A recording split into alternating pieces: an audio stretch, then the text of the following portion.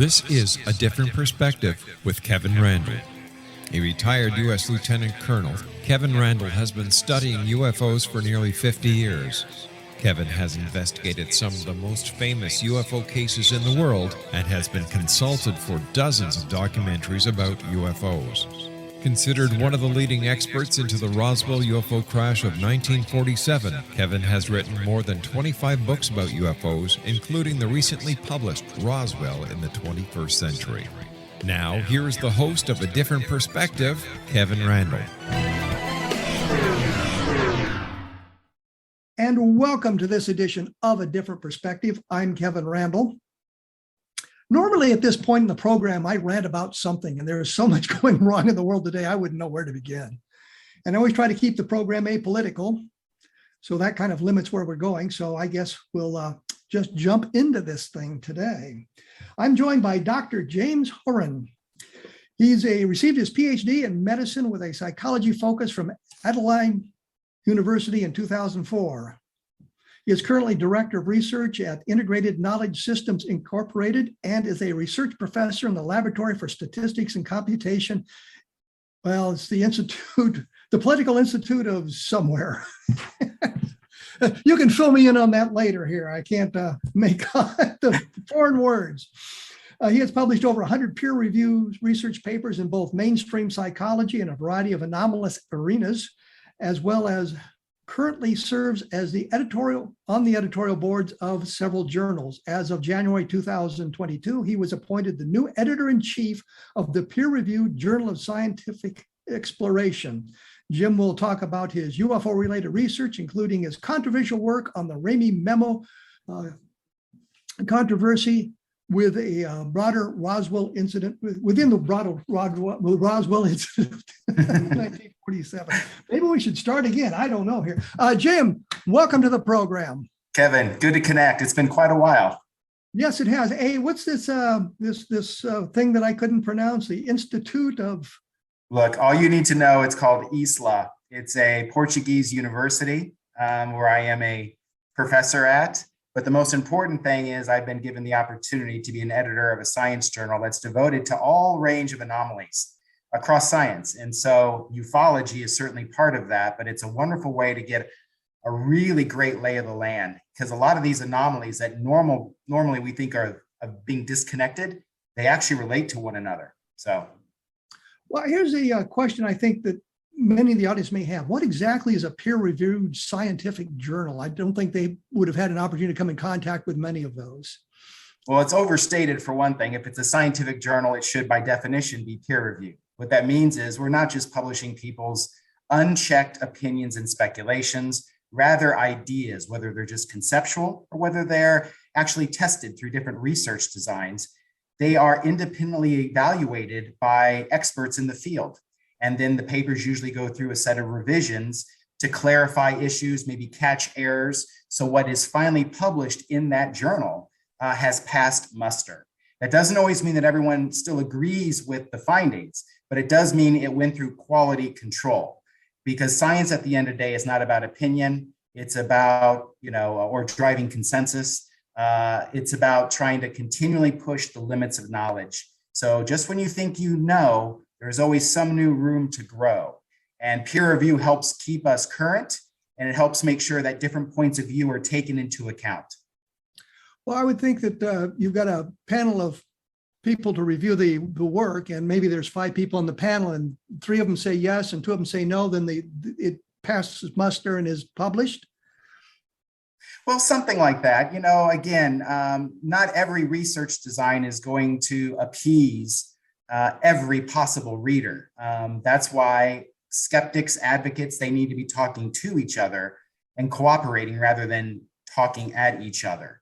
But no, science is self-correcting. So if there's an issue, if there can be an improvement made, if there was an error that was inadvertently occurring, well, that can get corrected in new research. So science is not stagnant. It's always changing and evolving. We're always building on what we think we know and how we know it. Science isn't based on consensus then? No, it isn't. In fact, some of the most important research findings actually went against the grain at the time. But there certainly is with peer review consensus that a particular piece of research or conceptual thinking has merit. So in that sense, you can say science involves a merit system that involves socialization and consensus. But at the end of the day, ideas are either objectively right or they're objectively wrong. And part of the peer review process is try to limit the mistakes made. That's what all science is. We know we're wrong on everything. It's the question of, can we keep reducing the error rate so our approximation of reality is closer and closer every year? Well, I think back to the Ramey Memo, and this, of course, for the audience who may not know, is a document held by General Ramey in 1947 that relates to the Roswell UFO crash in some fashion. I think the few words that can be read with a microphone, with a microscope or a magnifying glass suggest it's related to Roswell, given the timing of the photograph and that sort of thing. I think that pretty much is a consensus opinion. Where we run into trouble is exactly what it says and some of the parts that are a little bit harder to read. Now, you had some experience with the Ramey Memo? Yeah, and it stemmed from my broader interest in the Roswell incident. I mean, at heart, I'm a skeptic. That doesn't mean that I'm a debunker, but I'm a sympathetic skeptic. I need to see evidence for whatever claim someone is making, whether it's pro or con towards the paranormal or the anomalous. But there was something about the Roswell incident that always fascinated me because nothing about that case made sense to me, regardless of what the explanation was. If it was merely a weather balloon or a special weather balloon, the way that it was handled doesn't make sense. If it was a crashed extraterrestrial craft, the way it was handled doesn't make sense to me. And if it was a cover-up of an extraterrestrial crashing into a craft crashing into a weather balloon, it still didn't make sense. Nothing about this case, based on all the information that I've seen and really assessed, makes sense. And so that really intrigued me. It also was a case that was basically involved trace evidence. Now, a lot of UFO sightings, of course, they're eyewitness testimony. But with some UFO cases, there's actually trace evidence. Of course, Roswell involved a whole lot of trace evidence that was then confiscated by the military. So we don't have that. But there's other forms of trace evidence in the Roswell case, one of them being the Ramey Memo, which, of course, as you said, was a photograph during a staged press release, a staged press event that was aimed to sort of put to bed the idea that what crashed in Roswell in 1947 was an extraterrestrial technology. And what that photograph showed was, here's General Ramey kneeling down obvious debris of a weather balloon, but he's holding a piece of paper. And he just happens to be situated such that the paper is tilted towards the camera. And you can clearly see that there is writing, or what looks like typed writing, on this document. Now, of course, the controversy comes into play is, well, what's written on that document? And that has become almost a topic of religious fervor. You have people that are passionately saying that it's like, look, there's nothing there, or at least nothing you can read. There's clearly writing. He's holding a paper of something, but you trying to find exactly what it's saying is like looking at faces in clouds. You can see what you want to see. Then on the other hand, you have people that say, oh, no. We have blown up the images. We have computer enhanced them. We have really done a lot of computer analysis and in-depth scrutiny. And we can tell you actually what a lot of the letters are and what letters are being formed into words and phrases. And some people adamantly claim that what that memo represents is a smoking gun, that it basically talks about a crashed saucer with dead bodies, and it's referring to alien technology. Now there's a huge gap, between those two camps. And I tried to bridge those two camps with science. To me, as a psychologist, I've always studied the way that people interpret ambiguous information. Well, let me interrupt you. Let me interrupt you here because I do have a question. I think everybody agrees that something fell at Roswell. Is that correct? Oh, it's not that everyone agrees. Something did. The military admits it. Even further military explanations admit something crashed. It's a question of what crashed. Okay, so we've moved beyond the idea, well, maybe nothing happened there. It's just a complete and total myth on the parts of some people who want to believe in extraterrestrial visitation. but we know something crashed. So now we're working on the interpretation. What exactly crashed there? And that's where we get into the problems. Now with General Ramey, and we have to make this clear, I think that when you're looking at question documents, and that's clearly what we have in Ramey's hand is a question document, we rarely have the kind of provenance that we have for that document. Clearly it's General Ramey holding it because it's a picture of him holding it. We have the transmission time. A photographer named J. Bond Johnson photographed it on July 8th, 1947, and transmitted it over the newswire, the INS newswire at 11:59 p.m. on July 8th. Clearly we have the provenance. We know the date it was taken. We know who took the picture. We know who's in the picture. We're now looking at a very small portion of that picture. Now you mentioned, before I diverted the conversation here, you mentioned that it's the interpretation of what's on that memo. I think we can all agree that some of those words can be read, because if you have an 8x10 blow up of that area with a magnifying glass, you can actually read words. I think Fort Worth, Texas, and weather balloons are two of the words that stand out on the way Yes. that it was held. And regardless of whatever context you give people, we did a study, you and I together, that was published in the Journal of Scientific Exploration. So it was peer reviewed, where we had 3 groups of participants, research participants. One group was told that this related to the Roswell incident, meaning that some people thought it was a crashed UFO, alien technology, and that this was a secret document related to the details of that crash. Then we asked them to try to decipher what is on that secret document. We had another group where we told them this is also a secret document that related to the testing of the atomic bomb, World War II. And we wanted them to see if they could decipher what it said. The third group, we told them it was just an old document. We were trying to understand what was on it, but we gave them no further context. And across all 3 groups, everyone was able to see the words, or most people in those groups, but Fort Worth, Texas, with Texas being the acronym, the abbreviation there, balloons, and sometimes people saw the word weather in front of balloons. And what was the last one? Weather balloon and story, the word story, which was very interesting. And in some of the other groups, you also saw a good amount of people saw the word land, L-A-N-D. So whatever that document was, I think we can all agree, yes, it related to Roswell. It was part of whatever that staged press event was with General Ramey. But I don't see any evidence from all the research I've done to date that says, yes, we found the smoking gun. There is military teletype that refers to crashed alien technology. At best, we know that something landed related to balloons. They had weather, perhaps. Something landed. It was Fort Worth, Texas, but nothing that's clearly a smoking gun.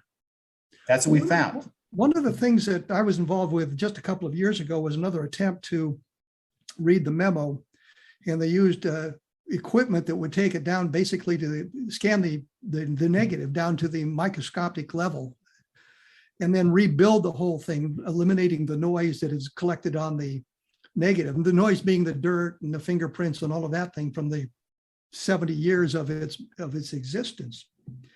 But they were unable to divine anything new from that sort of activity. But I think that one of the things that comes out of all of that is we've reached a point with the memo that technology isn't going to be able to resolve the rest of the messaging. I don't believe so, not at all. The only thing that could possibly resolve it is if we happen to find in the historical record a copy of that very memo that Ramey was holding. Then we can absolutely know for certain what's on the paper. Well, but people forget, after we publish our study, I was crucified, and I guess to an extent so were you, right? Where there were camps of people that were very much in favor of this being the smoking gun for the Roswell incident, and they tried to tear apart all of our methodology and the statistics. And it was, again, almost like a religious fervor, the reaction to the results. But they didn't see the larger picture, and there were 2 parts. Well, I have to interrupt here because I'm running up against my break. So I'll have absolutely. to stop. And there's to be continued. there's some questions that I need to ask you about that. I think there's some things that we can clarify that. I'm talking to Jim Houran. We're talking about the Journal of Scientific Exploration, which he is now the editor-in-chief of, which is an important document. You should take a look at that if you get a chance. I'll have more about this on my blog at www.kevinrandle.blogspot.com, and we will be back right after this, so please stick around. And welcome back. I am here with Jim Houran. We're talking about the Ramey Memo, actually, and we are practicing social distancing. As you can see, we're not in the same environment. We're not wearing masks, but we don't need to because there's nobody else around us. When we went away, we were talking about the Ramey Memo, and I wanted to point out one thing, which I didn't get a chance to when we did the last scan of the memo. One of the things they did is they had managed to find samples of the teletype fonts that were in use at the time and see if they could determine what kind of a teletype was being used. And I don't believe they were able to limit it to any specific one, just interesting font. The other thing that is kind of relevant to this, which doesn't get a lot of play, and I know you know this, Jim, J. Bond Johnson, who was the photographer at the press conference, he took the picture with Ramey holding the memo. He said at one point that he had brought the document into the office and handed it to Ramey as a prop, so Ramey would have something in his hand. And that, of course, would negate the importance of the document because it would mean it came over the news wire as opposed to something out of a classified message center. He, of course, later repudiated that when he realized he'd wrecked the importance of the photograph. But we weren't able to determine a source. But you were talking about if we could find the original document, which I'm sure no longer exists, given the longevity of messages. I know as an intelligence officer, we would get 30 or 40 classified messages a day, and we would destroy most of them because A, they weren't relevant to our operation, and B, they usually had a use by date, a date in which the information became perishable and unimportant, so we would destroy the documents that way. So the odds of us finding the thing are relatively small. But one of the things that was interesting, you had mentioned the experimentation that had been done and that people in the various groups tried to determine what was on the document, and it was sort of primed by the information they were provided. In other words, it was a Roswell document. It was but atomic testing. You have no information. What did you see? What were the conclusions that came out of that? Well, there were a few conclusions. There's some high-level things and some nuances that are very important. The high-level conclusion is that the memo is readable to some extent. Again, regardless of context, there were certain words, story, balloons, Fort Worth, Texas, that everyone said that they saw, or most people in most of those three conditions saw. I see it myself when I look at a nice blow up of that memo. So it's not as if it's completely looking at faces and clouds. Clearly, this was a written document. I think also the fact that those three words, I don't think this was just some random piece of paper that somebody just handed to General Ramey as a prop. You don't need props when you have the ultimate prop, which is supposedly this weather balloon debris. That was the star of the show. That's why they were there. So you only need one prop, and that was the one to show. So I do think that document did relate to Roswell, or I should say specifically to the staged event. My personal opinion, I have no data on this, is that it was some sort of a memo that listed talking points to help General Ramey stay on point or what have you. So I do think it did relate to that day. But there were also some interesting findings. We also measured in the different conditions people's level of tolerance of ambiguity. In other words, are these the kind of people that need to find answers to problems, or are they okay with uncertainty? We also measured their level of belief, their level of exposure to the Roswell incident. And when you looked at motivating factors like that, the higher people scored on things like the need to have an explanation, the more exposure and information they had on Roswell, the more words they claimed to be able to see. So clearly psychology impacted what they were seeing. The more time that people spent trying to decipher the memo correlated with the more context you gave them. So the pro UFO group, they were all in. They squeezed every ounce of the time that they had. The people with atomic bomb testing, second most time spent trying to decipher that memo. The control condition, people skimmed it. They gave their obvious, what seemed to be the terms, the words, the letters that jumped out at them, but they spent the least amount of time trying to decipher it. So you cannot negate, even if you don't like the findings, I'm sorry, you can't negate the role of psychology in this. And in fact, there has been some sort of independent corroboration of this. There was a study published in the last 3 years or so in a mainstream journal people can find online, where basically the same research design of different control groups given different instructions trying to read and interpret text, except instead of the text being on a memo, it happened to be writing on the Shroud of Turin. There is some computer analysis that suggests there is Latin text actually imbued in the Shroud of Turin. The question is, what does it say?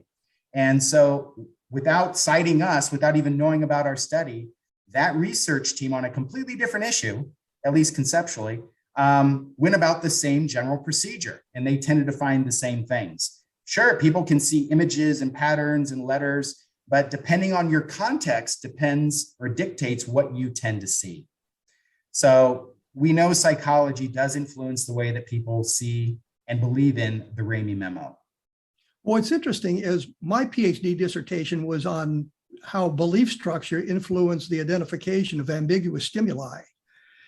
And I had a series of photographs that were taken of various objects, but they weren't, one of them was Comet West, which had broken up into 4 parts. So you have 4 blobs of light traveling together. And one of them was a meteor fall and things like that. I mean, the ambiguous stimuli. And what I found in my research was that the belief structure influenced where you took the interpretation. If you believed in alien spacecraft, then your interpretation was, here's a formation of 4 objects traveling together under intelligent control.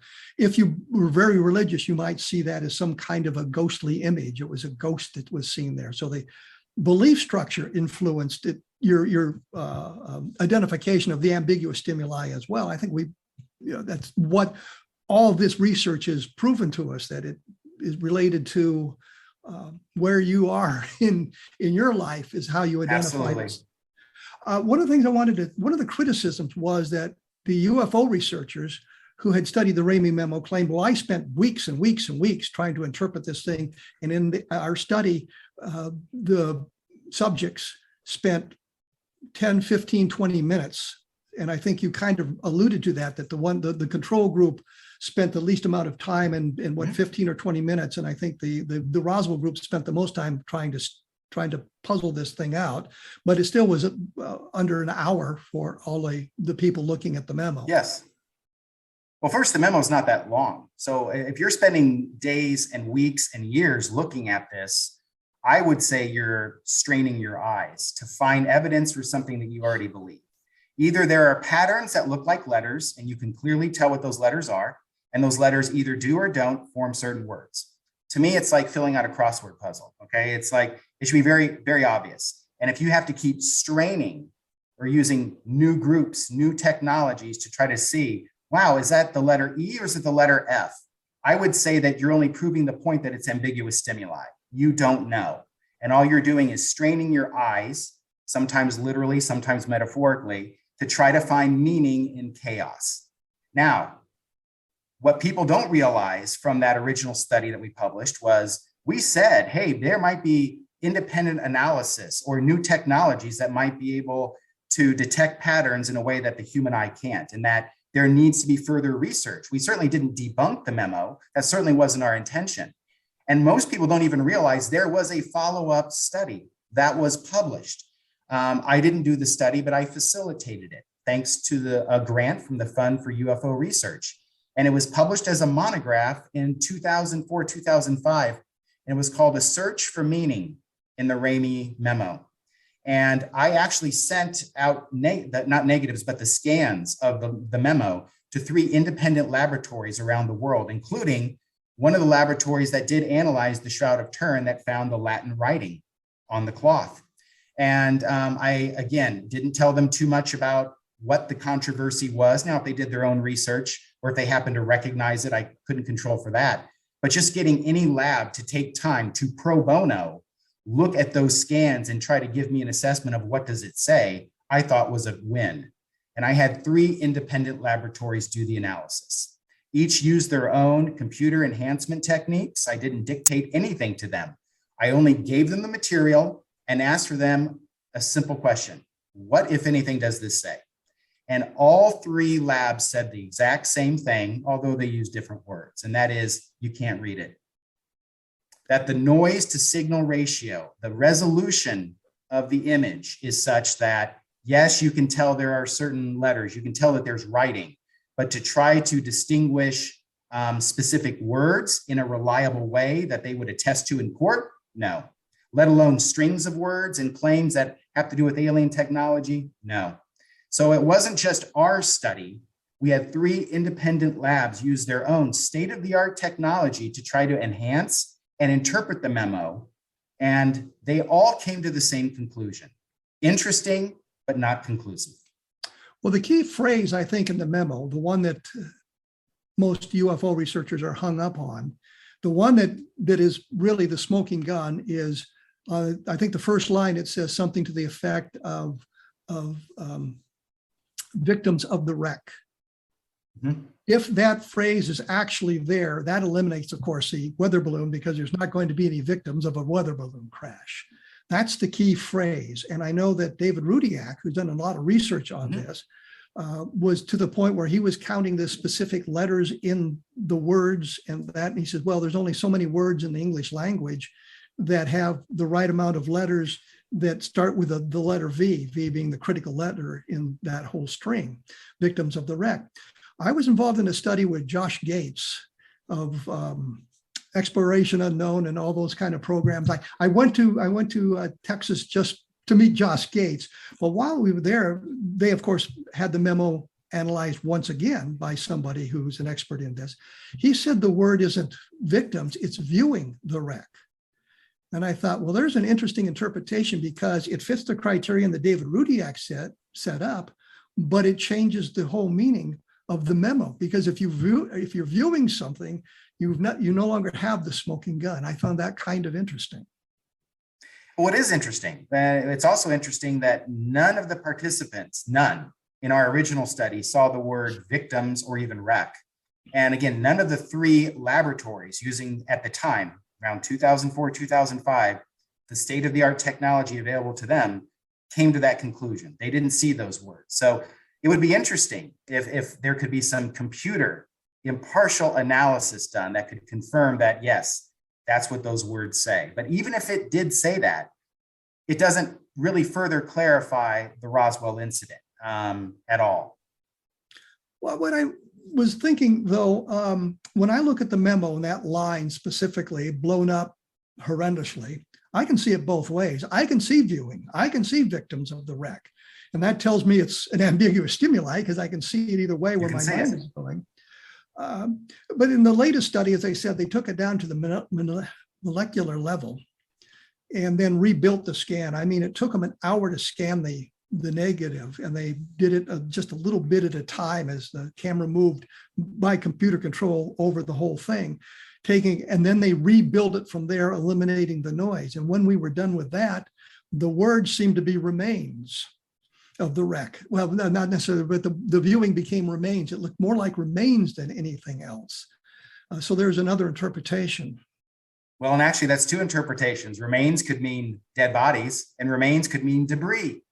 And who knows what else it could have meant. And even if you know what the word is, that word happens in a context of other words. So unless we have the full memo, it would be easy to cherry pick a particular meaning of a word also. So to me, I'm all for, let's keep doing studies. Let's gather the information that we can, the empirical information that we can, because I do believe Roswell was something other than a weather balloon or a special weather balloon. The conclusion of this final study, and these guys took it to the point where there was nothing more to do. I don't think you're ever going to have equipment that's going to make a better scan of the negative, which is probably deteriorating somewhat too, even though it's in a controlled environment. But they said that the only way it's ever going to be interpreted is using artificial intelligence, some breakthrough in artificial intelligence that can apply, as you said, this unbiased examination of the memo. We're going to have to break off here because we're going to have to take a break. I'm here with Jim Houran. We're talking about the Journal of Scientific Exploration and Ramey Memo, and we'll get back right after this with some additional information, so please stick around. I am back. I am joined by Jim Houran. We're talking about UFOs. We're talking about the Journal for Scientific Exploration. We were talking specifically about the Roswell case. You mentioned that the Roswell case kind of intrigued you as opposed to just trying to read the memo, but other aspects of the case that intrigued you as well. What were those aspects? Well, as I said, Roswell is one of those things where everyone knows there was a historical event. Something crashed. The government has acknowledged that. Then they've tried to re-explain what that crash material was ever since. But there is no doubt that something of significance crashed in 1947 outside of Roswell. But the way that the whole thing was handled, from the debris pickup to the way it was communicated at the different points in time, the way that it's been handled ever since, nothing about this case made sense to me. It screamed of somebody scrambling to try to find a narrative that would stick. And one of the early forms of trace evidence in this case was when I was at the Roswell UFO Museum and Research Center in Roswell. There was at the time a deathbed confession that was being promoted in a monograph along with a video called the Jim Ragsdale story, where there's this old guy and he claims he was out with a girlfriend in a pickup truck in the middle of nowhere, having some fun. And then he watches as this craft crashes into the desert. He claims to have seen it. He also claims that he saw dead bodies of aliens. And he signs this deathbed confession. And again, this was another piece of evidence that was cited as the smoking gun. And at the time, I just was looking at that like, oh my goodness, here's an actual written out affidavit with a lot of details of this supposed event that would actually be case closed. It was an alien craft. And I remembered at the time, just being, again, a psychologist, I read a lot of journals, I keep track of a lot of different experts in different fields with different approaches. There was a colleague of mine in Canada named Stephen Porter, who was doing a lot of research on something called statement validity analysis, or SVA. And he had claimed that it's a technique that you can analyze language using different linguistic structural analysis. And you can basically determine with a certain level of probability whether that narrative reflects someone's authentic memory. In other words, they believed what they were saying, or deliberate fraud. They were distinctly lying in giving that testimony. It's a technique that's been used in Europe and specifically Germany in sexual abuse cases with children to try to determine whether what they were saying is it likely true from their point of view, or is it obviously fabricated. And I thought, oh my goodness, here's a technique we could use to analyze the affidavit. And this was actually before the Ramey Memo stuff. And I sent the documents to Stephen, he analyzed it, and it came back as it wasn't truthful. And so I published that article too. And that's at that point, I became public enemy #1 to Roswell, New Mexico. So I'm known as this skeptic about Roswell, but not long after that study was published, and I debate whether I should even tell you this, but there was something that personally happened to me that actually both concerned me and then also spurred me on to do more research. And I'm not going to call it a Men in Black encounter, but it was very MIB-esque. And it was a time when I was living in student housing, getting my master's degree in psychology. And my wife at the time was the assistant director of student life. It was her job to help students with programming, anything logistical or administrative related to housing there on campus. And so she was responsible for things like passing out keys, working with vendors to get things repaired, electricians, plumbers, that sort of thing. And I remembered after that was published, that original article on the Jim Ragsdale story, I got a very strange letter, strange to me because it was out of nowhere. It was a very short letter. And it was from, and I quote, the Department of Defense Analytics. And it simply said, saw your article, I'm paraphrasing, basically, saw your interesting article, would love to know any other research that you've been doing that hasn't been published along with its material. I didn't respond to that letter. I didn't respond. I don't know if I still have that letter. But soon after that, there was a very weird event that happened that I only learned about later from my wife. She said, and I told her about this letter later on, because I just put it aside. I didn't want to have anything to do with sharing information. I didn't want to get involved with the military, if that's what this was. It was just a project, a study that I did because I was interested. But after I showed my wife this letter, she said, "Oh, that's interesting. A couple days ago, I had a couple of workmen come to the office that said that they were here to do some repairs that were called in." She was very busy with things, so she didn't look at any credentials. They seemed to be dressed as workmen.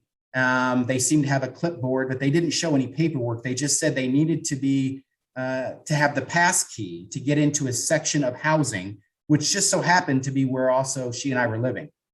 And she gives the pass key, thinking nothing of it at the time.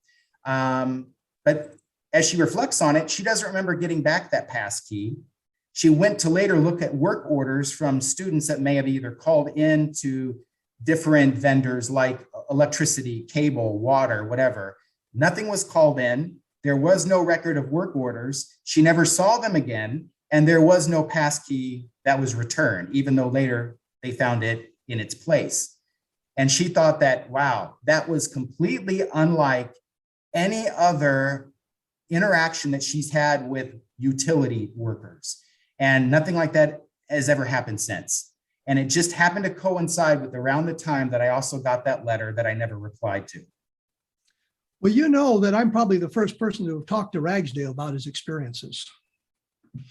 Well, as a matter of fact, I believe you were an individual that wrote a letter to the editor after I published that research saying, hey, it just so happens there's other people looking at that testimony too, and maybe you didn't need to go to all that trouble. But be as it may, it was another example of, again, we're not looking at opinion and speculation. There was a scientific technique that we can apply to the very limited objective data that we did have in this case. So it was a way to try to corroborate what we thought we knew. But yes, I learned later, thanks to you, that you indeed were down the same path. Well, what's interesting about all of this is after we first learned about the Ragsdale testimony, Don Schmidt and I learned about the Ragsdale testimony. I would start my presentations with, this starts out like every science fiction movie you've ever seen. The couple out in the desert Southwest, doing things they're not supposed to be doing, and the thing crashes right in front of them. Think of The Blob with Stephen McQueen. Steve McQueen, he was called Steve McQueen. Right. But later on, I got a call. We were in Roswell for one of the festivals and got a call from one of Jim Ragsdale's children, saying that the helmets on the 15 bodies were made of solid gold. And I can think of no metal more useless for a helmet than gold. It's heavy and it's soft and would probably break your neck. But they had buried the helmets out there, and for $5,000, he'd tell me where the helmets were. I'm thinking, why don't you go out there and dig one up yourself? And then you have the gold, I mean, am I idiotic? But I think the Ragsdale testimony has been pretty well discredited.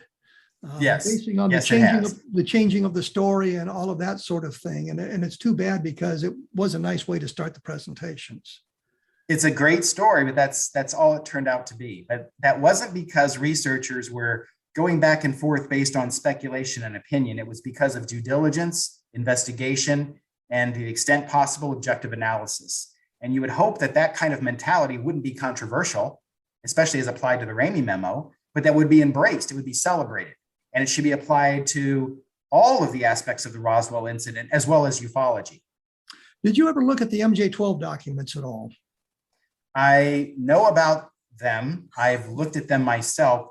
Well, not the entire thing, but scans of a lot of the material. But I never took it upon myself to try to pursue any kind of research with it. Well, there's a number of fatal flaws that I think we've identified. Not only does the code word magic or majestic no longer work, because we found a legitimate document named with the code word of majestic on it. It had to do with logistics and nothing to do with alien spacecraft.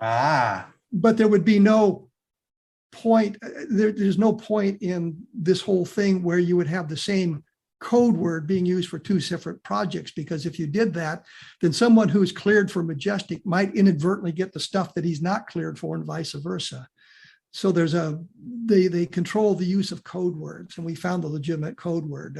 I just wondered if you'd ever done anything with MJ12, but apparently not. No, it's fascinating. And it's one of those things that, if it is a hoax or if it is disinformation from another source for whatever reason, still a hoax, there is a tremendous amount of effort that went into that. And that only shows you the extent to which researchers need to be diligent.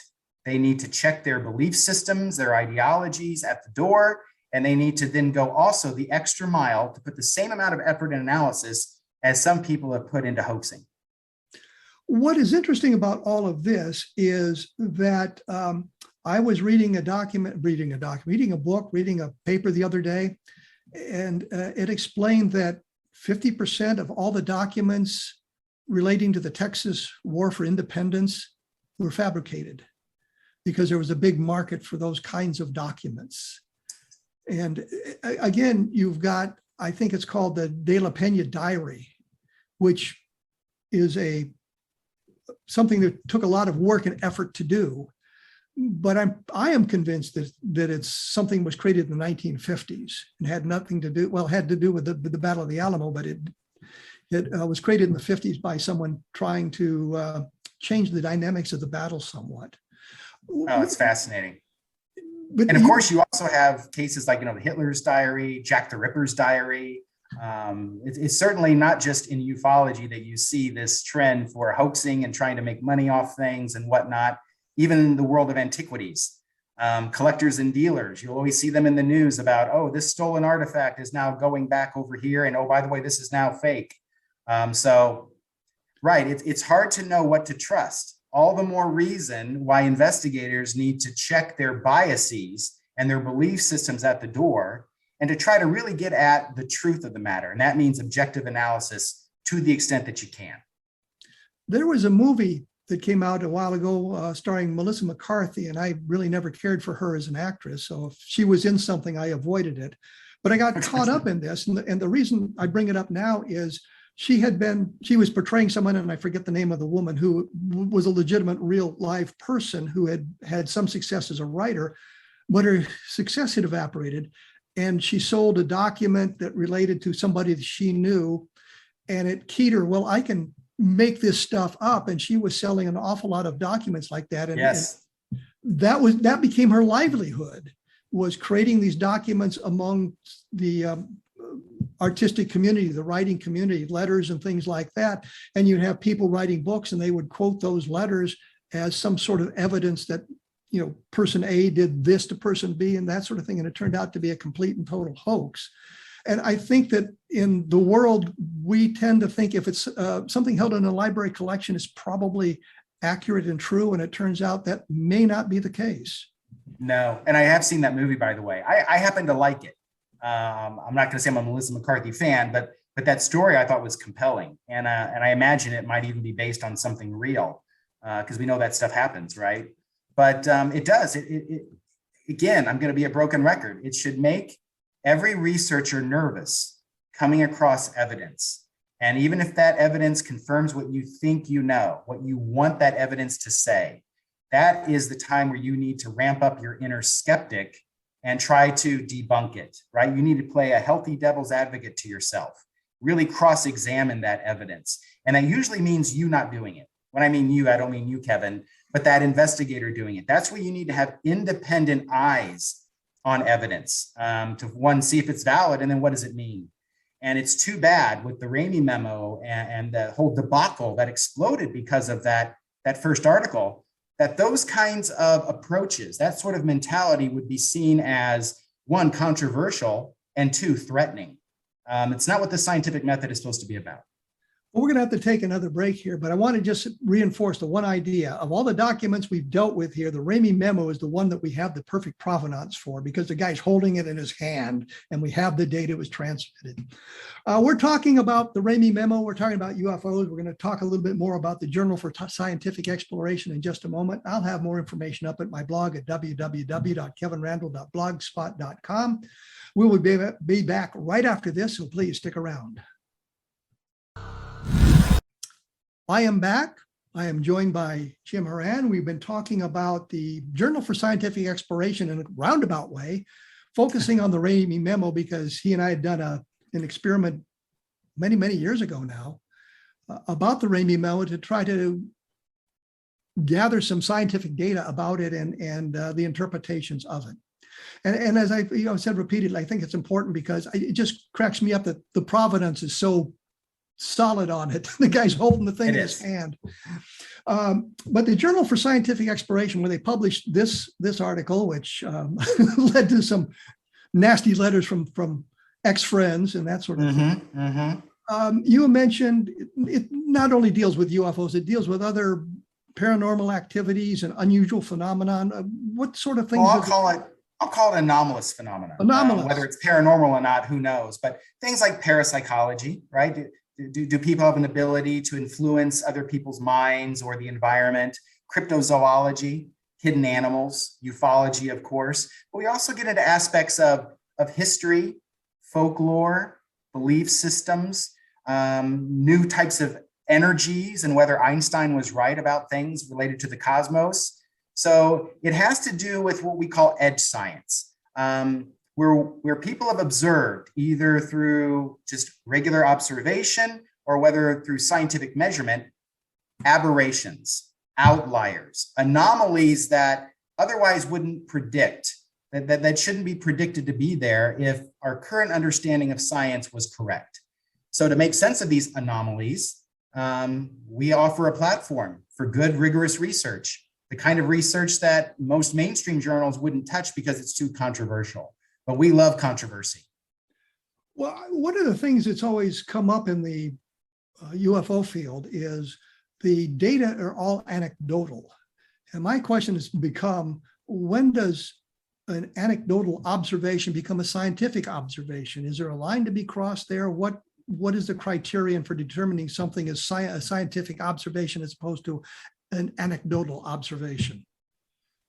Well, I would say, eyewitness testimony is a qualitative piece of evidence, and you can do quantitative analysis on what people report, either when they report it, the kinds of details they report, the characteristics of the people making these claims.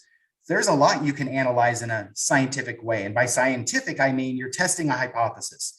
You're trying to either affirm or disprove a particular perspective, a particular argument.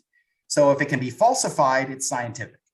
And so sometimes you're also doing exploratory studies, which is you're just trying to find if there's any patterns to data, not trying to interpret those patterns, not trying to make sense of it, not trying to tie it to anything wider in the scientific world. You're just trying to see, is there a recurring pattern that makes me go, So there's a lot you can do with eyewitness testimony. Eyewitness testimony also should be part of what guides or directs new research. If people, for example, you keep seeing reports of people that say, hey, there's unidentified flying objects over this part of the country. Well, we can bring instruments, we can bring scientific equipment to then try to confirm what people have said. So eyewitness testimony has a lot to do with the scientific method. It's used all the time in biomedical research.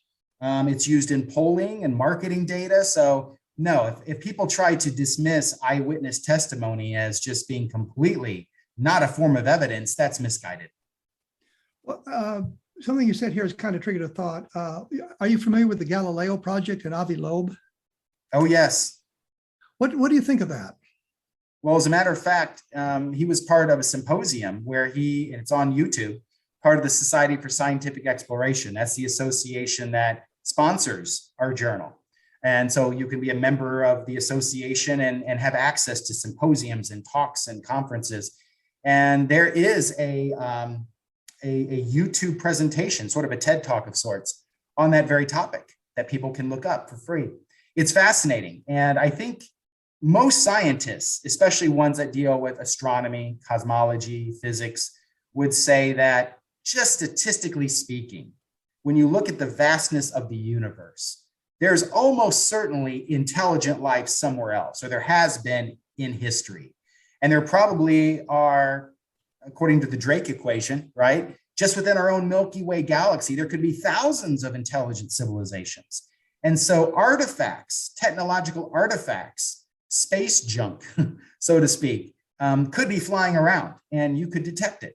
So it's a fascinating proposition. It's certainly part of the SETI program, that search for extraterrestrial life.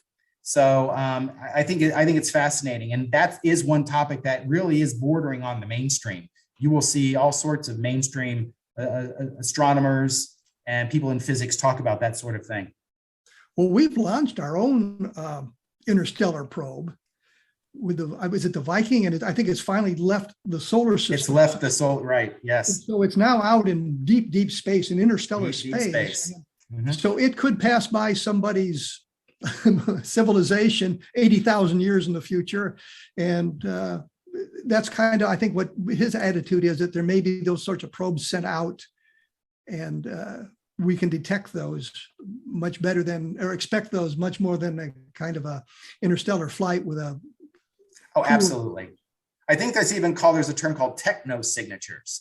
That's kind of popular right now. So whether it is actual probes that are intentionally trying to see about life from other civilizations, or as I call it, space junk. Like, we have satellites that become defunct and it becomes basically garbage in space, and sometimes they'll fly off out of orbit.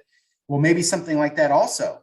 It's not intentional, but it's a haphazard accident of someone else's space junk that comes into our atmosphere, or at least our neighborhood, and we can detect that as well. So whatever form technosignatures take, I think it's a fascinating and a very clever way of expanding the SETI program.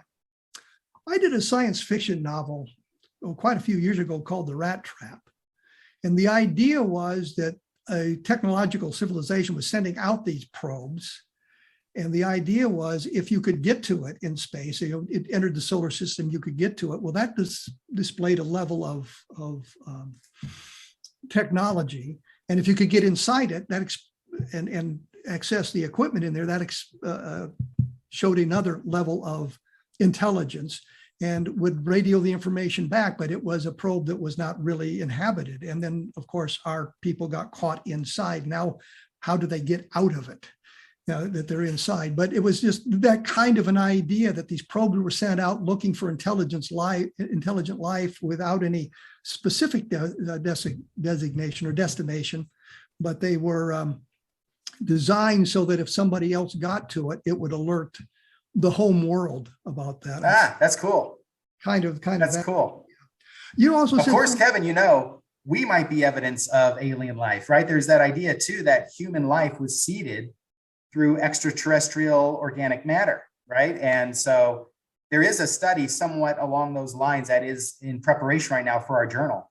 That is the only study that I know of that's going to take a comprehensive look at humanoid sightings relative to UFOs, and how that has changed over different periods of time, and what that change, that evolution might mean.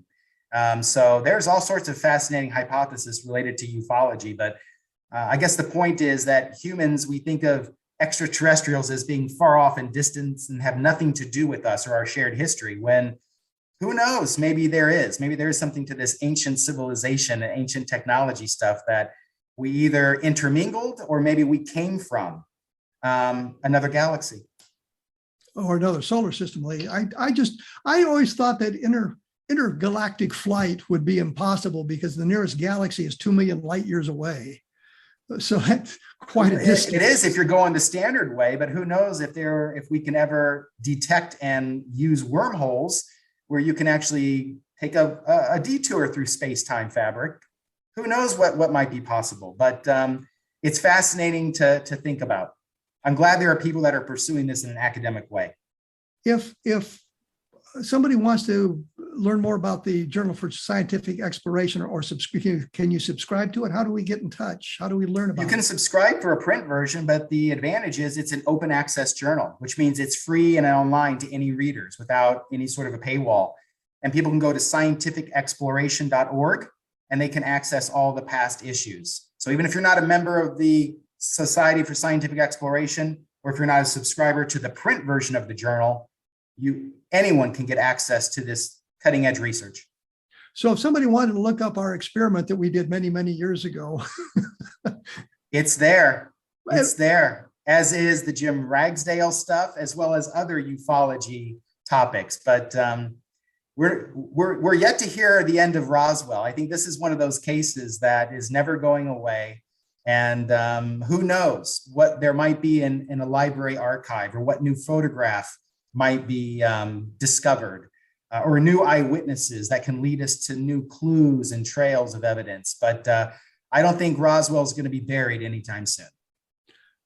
I would say that the explanation, and we kind of touched on, special weather balloon, the Project Mogul balloons, and it was a highly classified project and all of that. Of course, the purpose was highly classified, but what they were doing in New Mexico was not. It was standard issue balloons and Raywin radar targets, things you could buy in the store if you wanted to. And there was nothing there that would fool anybody. And one of the things that I have discovered in going back through some of the information was Brazel, when he went to the sheriff's office the first day, took samples in with him. And if it was a weather balloon, it seems that Jesse Marcel and Sheridan Cavett would have recognized that for what it was, and they would have never gone out to the ranch, and this whole thing would have gone a different direction. So what he brought in was of significant strangeness that they felt they needed to go out there. So exactly. I mean, again, it's my personal opinion after weighing all the pros and cons and the different lines of evidence, including the eyewitness testimony. Thanks in large part to you, Kevin, your diligent efforts to document these things before all these witnesses die. I think it's pretty clear that the government lied. They keep lying. And I don't know what the final explanation is, but as one person said, I think the extraterrestrial hypothesis is the least offensive explanation here. The thing we have to take a look at is the government themselves, when they did their big fancy report in the mid-1990s, eliminated everything but Project Mogul. And if we eliminate Project Mogul, then you're left with nothing. How do you explain You're left with it? Nothing, right? Is that sufficient to leap to the extraterrestrial? And for many, many people it is. Others want something a little more concrete than, well, we've eliminated all the explanations. And I think if there was a logical explanation that they would have come up with, they would have come up with it in 1995 to explain something that happened in 1947. There's obviously nothing's going to be classified anymore. The security is unnecessary now, and they would have trotted that out and said, here's what Exactly. it was. It's infuriating because somebody knows. This isn't one of those mysteries like Atlantis where there's no one that actually knows, right? This is a mystery that there is an answer. The mystery is known to at least one person, if not many people. It's just not being shared with everybody else. So that's what's so frustrating is there is an answer to be grabbed, but it's being withheld. And my suggestion is that had there been a terrestrial explanation, they would have trotted it out. And since they didn't, they have no terrestrial explanation. They would have gotten it right the first time. Again, the way that it was handled makes no sense, regardless of what the explanation is. So clearly, this was not just a weather balloon or a special weather balloon. Something remarkable happened. And maybe it involves something that has to do with stealth technology, maybe from the Russians or whatever, who knows?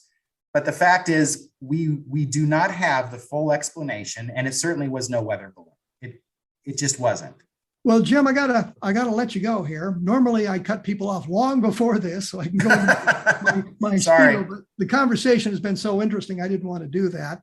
Once again, it's the website is www.scientificexploration.org, and you can access all the journals, the JCS journals.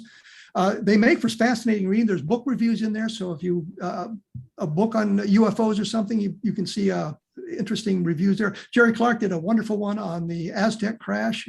Book Yes. I just loved. Jim, thank you so much. My pleasure, Kevin. Thank you so much. Okay. This was me and Jim Houran talking about the Roswell Memo, Ramey Memo, and all of that. Next week, with luck, I will be joined by Claes Sven, who is a Swedish UFO researcher. We'll chat with him about UFOs and his book. And I will be back here in about 167 hours with more conversation about UFOs and that sort of thing. Thanks for listening, and I'll see you later.